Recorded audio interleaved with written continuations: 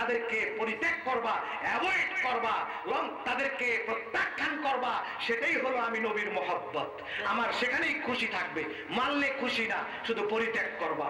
আজকে যারা রাসূলুল্লাহকে আমার আপনার মতো মানুষ বলে, ইয়া নবী সালামু আলাইকা বলা শিরক বলে, তাদের মাদ্রাসায় যদি আপনারা যাকাত, ফিতরা, সদকা, টাকা পয়সা যদি আপনারা দেন, তাদের সাথে আপনার হাসর হবে, নবী পাকের সাহাবীর সাথে হবে না।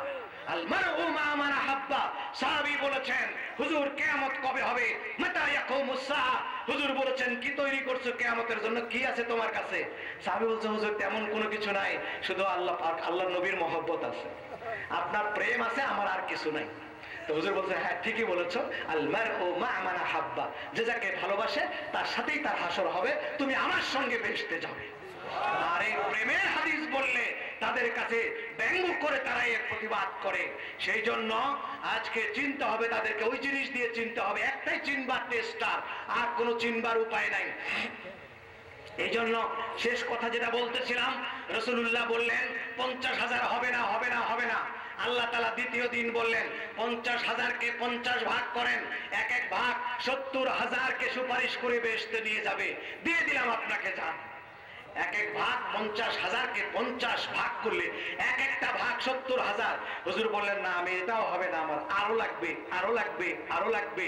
আল্লাহ তাআলা তৃতীয় দিন বললেন 50,000 50 ভাগ করে যে 70,000 করে নিয়ে যাবে, সমস্ত 70,000কে এক জায়গায় করলে যা হবে তার এক একজন 70,000 করে সুপারিশ করে নিয়ে যাবে। যাও, দিয়ে দিলাম। সুতরাং আল্লাহর হাবিব আল্লাহর কাছে কিছু চাইলে আল্লাহ সহ্য করতে পারেন না, দিয়ে দেন। আল্লাহ তাআলা বলেন, ইন্না লিল্লাহি, আল্লাহর হাবিব বলেছেন, ইন্না লিল্লাহি মিআতা রাহমাতান। আল্লাহ তাআলা যখন রহমত তৈরি করেন, মায়া মমতা প্রেম তৈরি করেন, 100 ভাগে ভাগ করে দিয়ে দিলেন। এক ভাগ মায়া মমতা প্রেম, আপনার আমার উস্তাদ ছাত্রী, মা বাপ, স্বামী স্ত্রী, ভাই বোন, ছেলে মেয়ে, প্রতিবেশী, ছাগল গরু কুকুর এবং কীট পতঙ্গ পশু পাখি সকলের ভিতরে বিলিয়ে দিলেন, বন্টন করে দিলেন। অমন 99 ভাগ মায়া আল্লাহর কাছে রাখলেন। লাম ইয়ালিদ ওয়া লাম ইউলাদ, আল্লাহর নেই কোনো সন্তান, নেই কোনো বাবা মা, কাকে দিবেন? এই 99 ভাগ মায়া আল্লাহ তাআলা রাখলেন। কেন? আল্লাহর হাবিবকে বললেন, কিয়ামতের দিন, সেদিন বিনা বিচারে যারা বেহেশতে যাবে সুপারিশ করে নিয়ে যাবেন, তাদের দিকে, নবীদের দিকে এবং আউলিয়া কেরামের দিকে আমি 99 ভাগ মায়া দিয়ে সেদিন আমি তাকাবো। আর ওলিদের কথা আল্লাহ তাআলা বলেছেন, ওয়ামান ইউতিল্লাহা ওয়ার রাসূলা ফাউলাইকা মা'আল্লাযীনা আন'আমা আল্লাহু আলাইহিম মিনান নাবিয়্যিনা ওয়াস সিদ্দীকিনা ওয়াশ শুহাদায়ে ওয়াস সালিহিন। তোমরা যদি আমাকে পেতে চাও, নবীদেরকে ভালোবাসো, আমাকে ভালোবাসো, আমার সঙ্গে বেহেশতে যাবে। যদি আমাকে না পাও, সাহাবায়ে কেরামকে ভালোবাসো, তাদের সঙ্গে বেহেশতে যাবে। তাদেরকে যদি না পাও, আউলিয়ায়ে কেরামদেরকে ভালোবাসো, তাদের সাথে বেহেশতে যাবে। এবং তোমরা শুহাদায়ে কেরামকে ভালোবাসবে।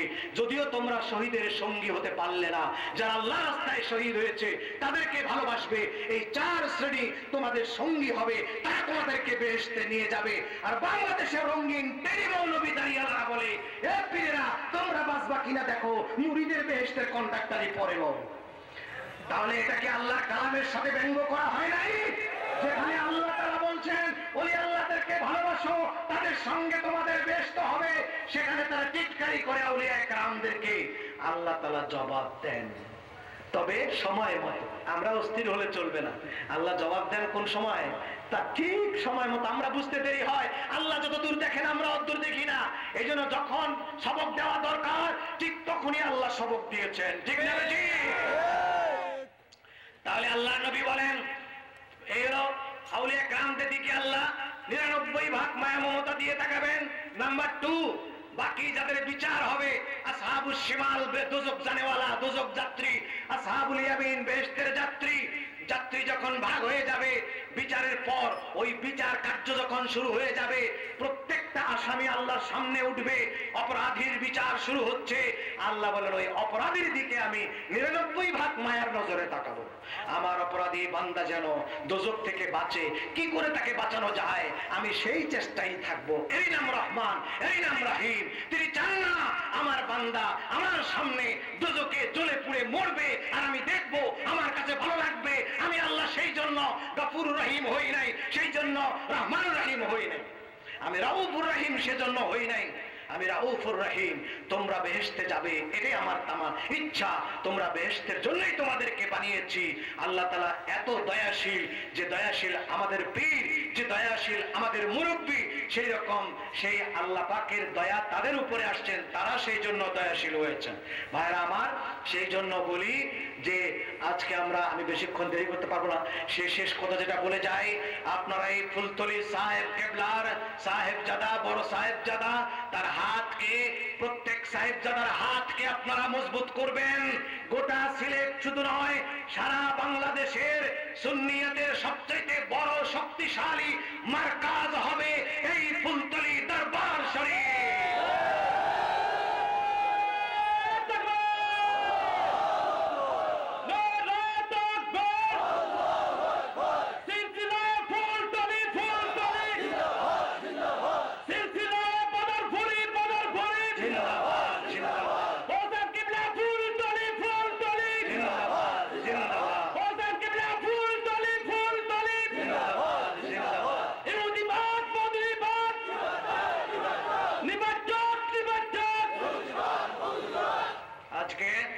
ওনারা যখন যে ডিসিশন দেন সুন্নিয়তের স্বার্থে, জাতির উদ্দেশ্যে, আমরা এই জনসমুদ্র সকলে মিলে প্রতিশ্রুতি দিচ্ছি, আজকে কথা দিচ্ছি, ফুলতলি আল্লামা শামসুল উলামা ফুলতলি রহমতুল্লাহ আলাইহির সাহেবজাদাদেরকে আন্তরিকভাবে আমরা বুকে হাত রেখে প্রতিশ্রুতি দিচ্ছি, কথা দিচ্ছি, আল্লাহ এবং আল্লাহ রসুলের মহব্বতে, সুন্নিয়তের স্বার্থে, ইশকে রসুলের স্বার্থে, আউলিয়া কেরামের স্বার্থে, তরিকার স্বার্থে যেই ডিসিশন, যেই সিদ্ধান্ত, যে হুকুম তারা দিবেন, গোটা জাতি আমরা তা বাস্তবায়ন করার জন্য প্রয়োজনে বুকে রক্ত আমরা দিয়ে দেব।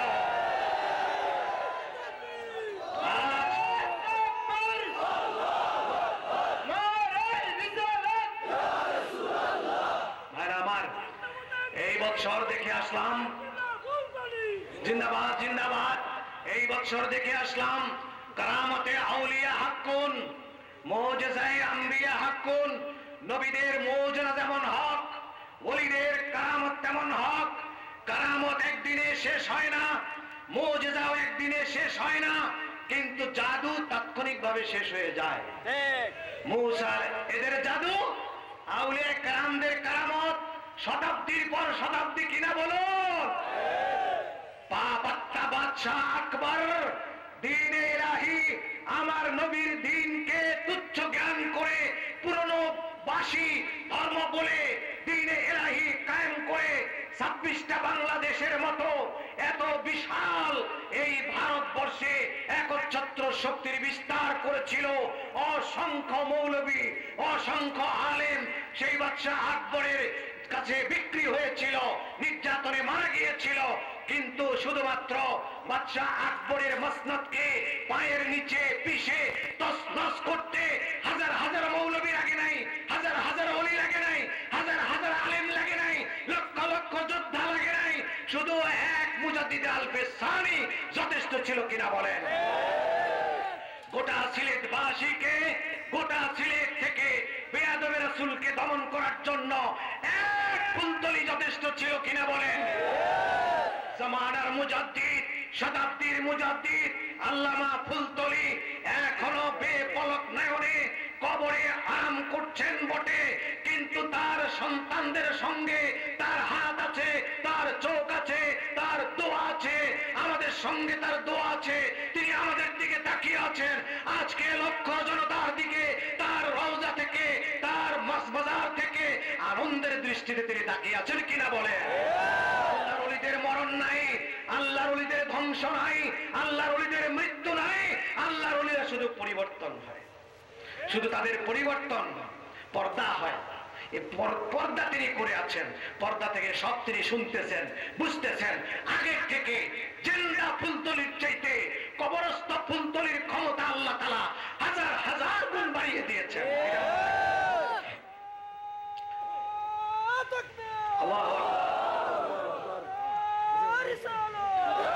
তাদের হাতকে আমরা জোরদার করব, এই প্রতিষ্ঠানকে আমরা আমাদের গায়ে রক্ত দিয়ে হলেও, আমাদের পেটের খাবার বিক্রি করে হলেও গোটা বাংলাদেশের মধ্যে আল আজহার বিশ্ববিদ্যালয়ের মতো বাংলার এক প্রান্তের এই সমস্ত ইসলামী বিদ্যাপীঠের শ্রেষ্ঠ বিদ্যাপীঠ যেন এই ফুলতলির মাদ্রাসা, একাডেমি, মসজিদ যা কিছু এখানে রয়েছে সবকিছু গোটা বাংলার যেন মডেল হয়ে যায়, এই ব্যবস্থা করার জন্য যখন যা প্রয়োজন আমাদেরকে তাই করতে হবে।